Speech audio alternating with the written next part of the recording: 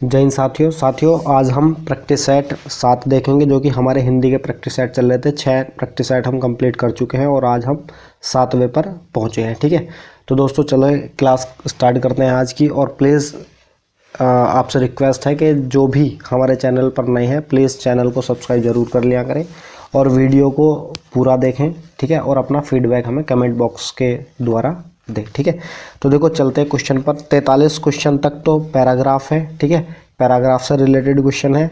तो question number 44 को हम देखेंगे। 44 से स्टार्ट करते हैं हम अब अपना आज का मॉक टेस्ट। ठीक है, तो देखो क्वेश्चन नंबर 44 है, घाट घाट का पानी पीना। मुहावरे का अर्थ है, यानी मुहावरा है घाट घाट का पानी पीना। और इस मुहावरे का क्या अर्थ बनता है घाट घाट पानी पीने का? तो घाट घाट का पानी पीने मुहावरे का अर्थ होता है बहुत अनुभवी होना। ठीक है, बहुत अनुभवी होना, यानी इसका आंसर जो होगा वो ऑप्शन ए इसका सही आंसर हो जाएगा। ठीक, 45वां क्वेश्चन है कि गरल का विलोम शब्द क्या है? तो गरल का विलोम बताना। तो गरल का विलोम आपको हमेशा याद रखना है कि गरल का विलोम होता है सुधा। ठीक है, गरल सुधा।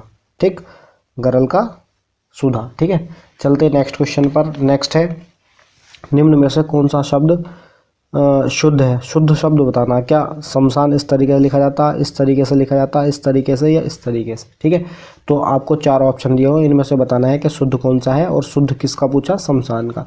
तो आप हमेशा याद रखोगे कि जो शमशान लिखा जाता है वो ये लिखा जाता है। ठीक है, शुरू में आधा बड़ा शय, उसके बाद छोटा बड़ा शय आता, लेकिन पूरा शय आता। ठीक है, यानी दोनों बड़े शय होते, पहले छोटा और वो पहले आधा और उसके बाद पूरा। ठीक, तो इस तरीके से इसका आंसर जो होगा वो सी होगा। ठीक, शमशान इस तरीके से लिखोगे। ठीक, चलते अगले क्वेश्चन पर। अगला क्वेश्चन क्या बोल रहा है, देखो, किस शब्द में सभी शब्द वसंत के पर्यायवाची हैं? यानी वसंत के पर्यायवाची शब्द हमें बताने हैं।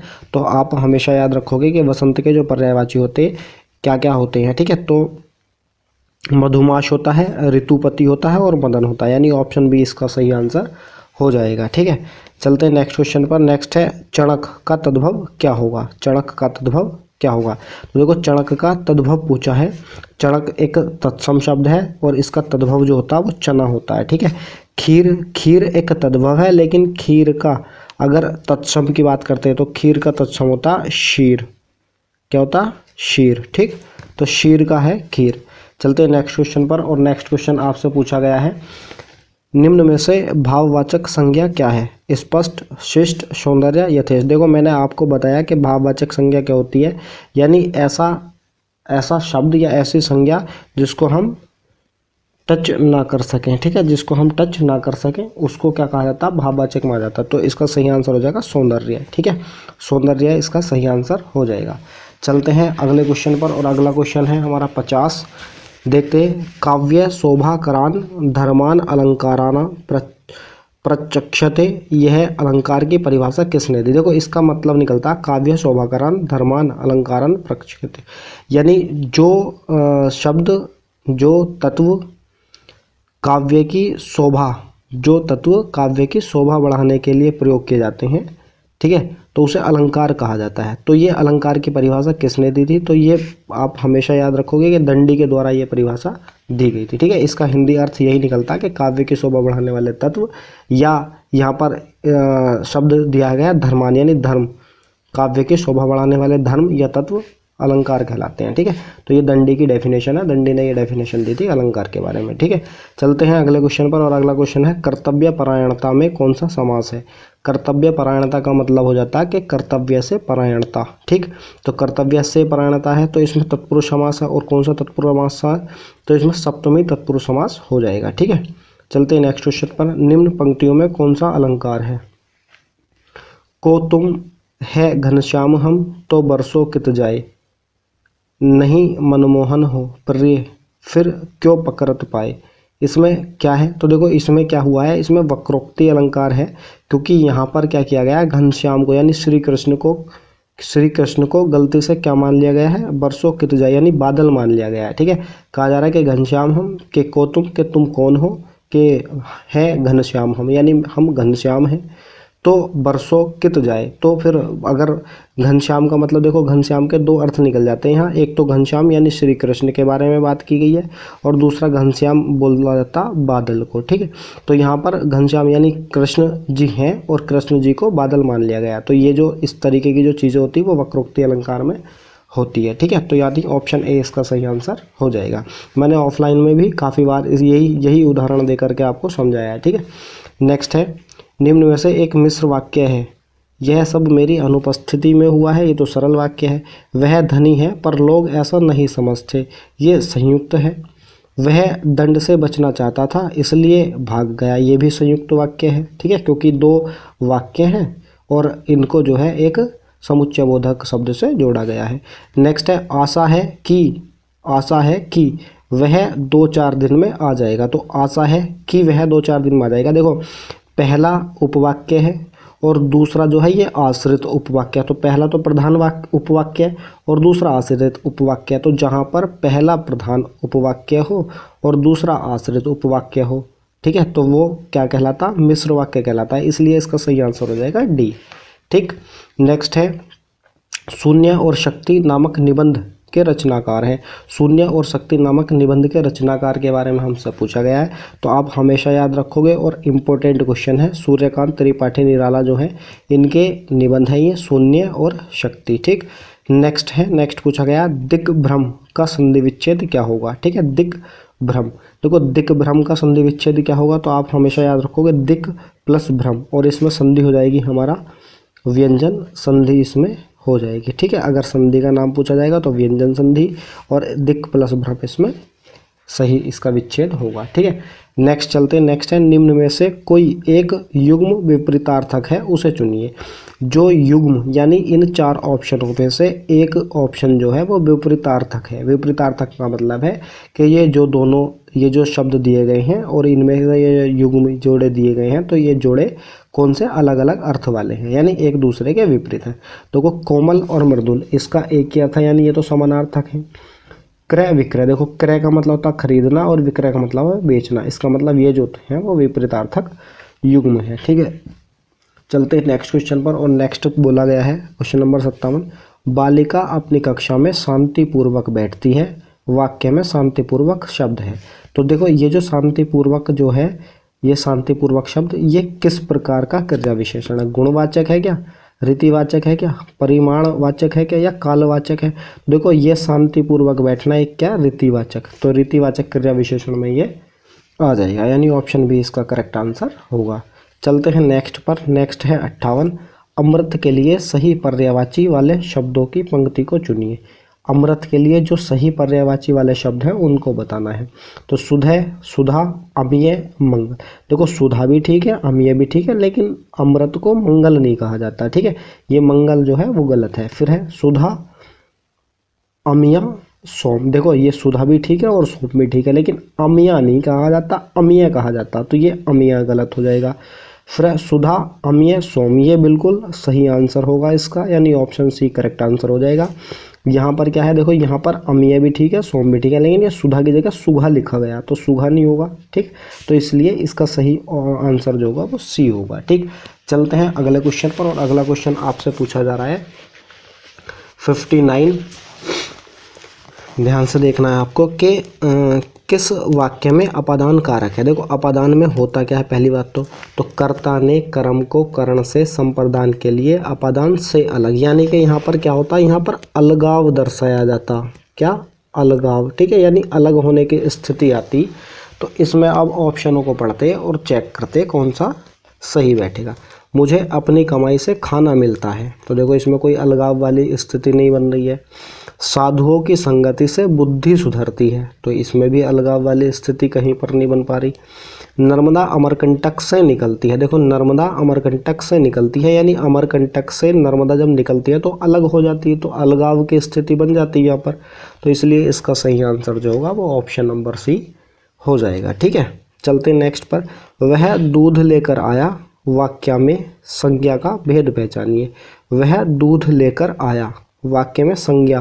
तो देखो, दूध लेकर आया, तो इसमें क्या हो जाएगा भाई, दूध क्या है, एक व्यक्तिवाचक है क्या, या जातिवाचक है या भाववाचक या द्रव्यवाचक। तो देखो ये जो दूध है ये मटेरियल नाउन में आ जाता, मतलब कहने का द्रव्यवाचक संज्ञा में आ जाता है, यानी ऑप्शन डी इसका सही आंसर हमारा हो जाता है। ठीक है, चलते नेक्स्ट पर। नेक्स्ट क्या है, निम्न वाक्यांश के लिए एक शब्द का चयन कीजिए। ठीक, जो किसी वस्तु या विषय में आसक्त न हो।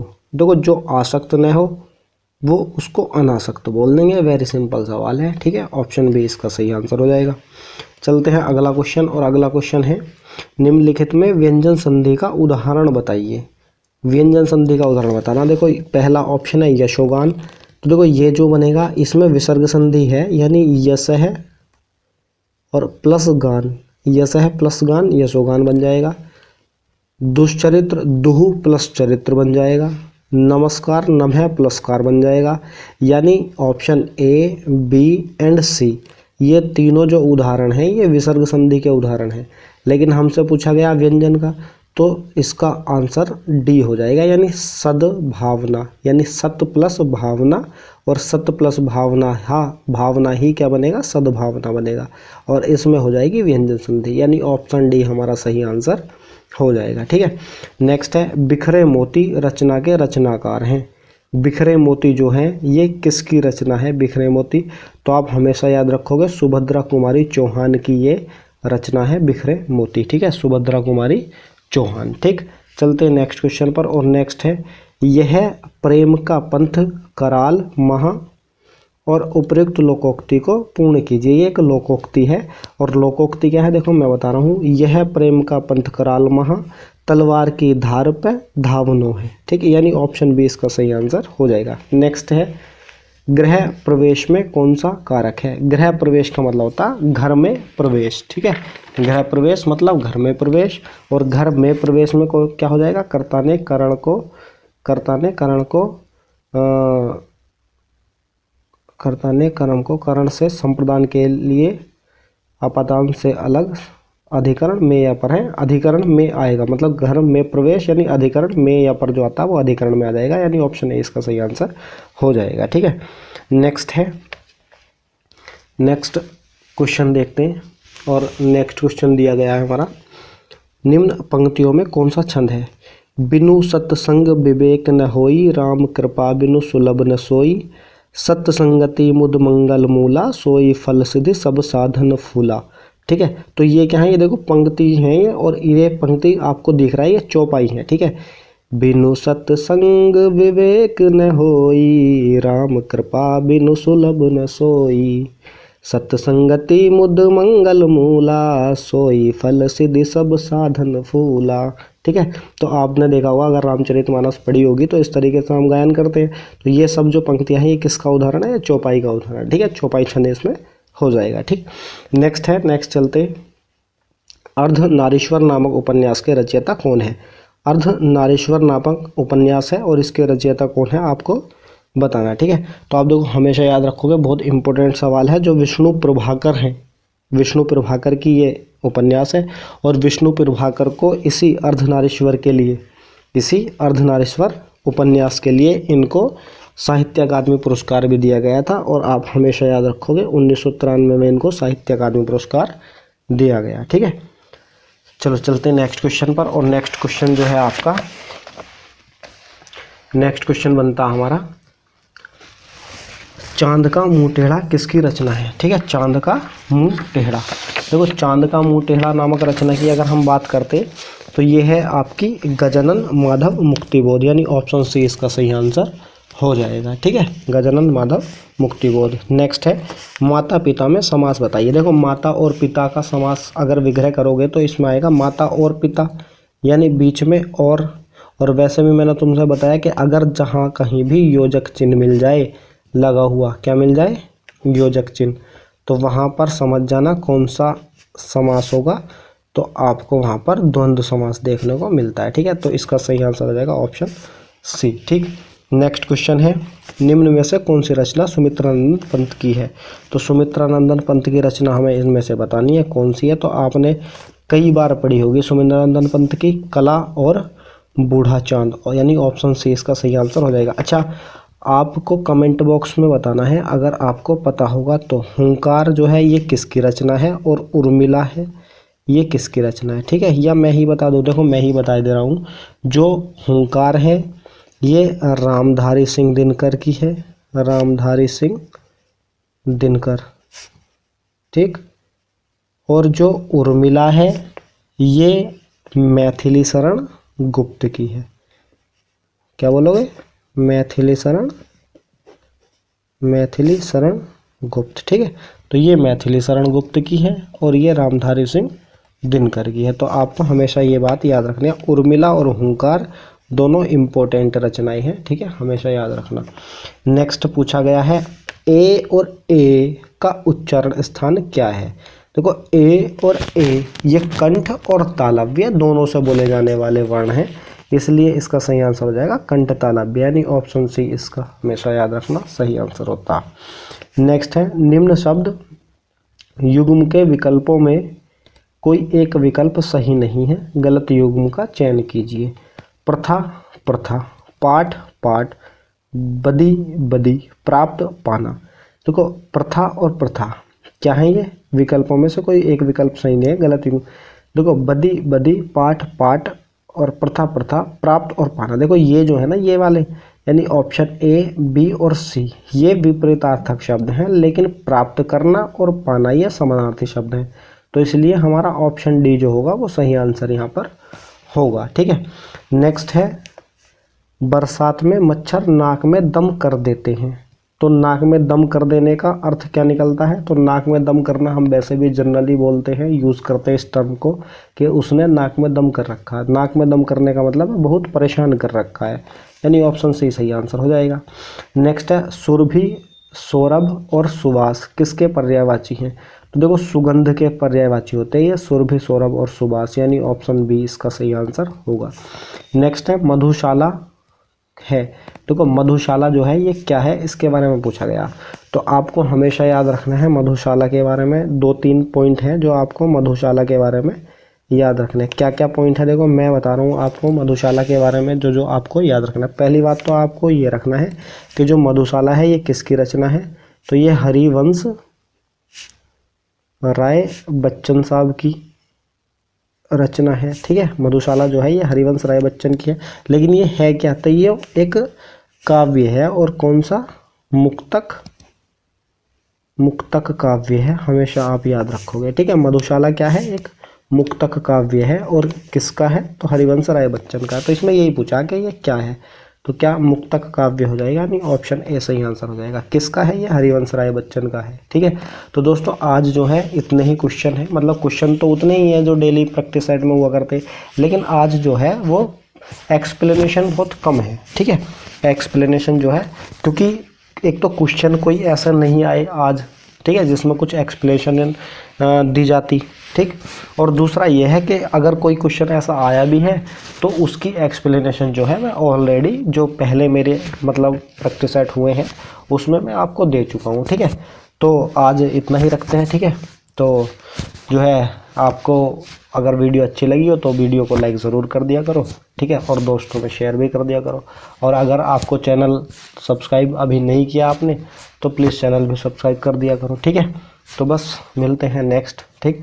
और बहुत जल्दी मैं जो जीके का भी एक प्रैक्टिस सेट स्टार्ट करने जा रहा हूँ, ठीक है।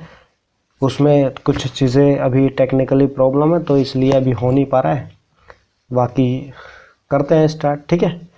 चलो ओके, धन्यवाद, मिलते हैं नेक्स्ट।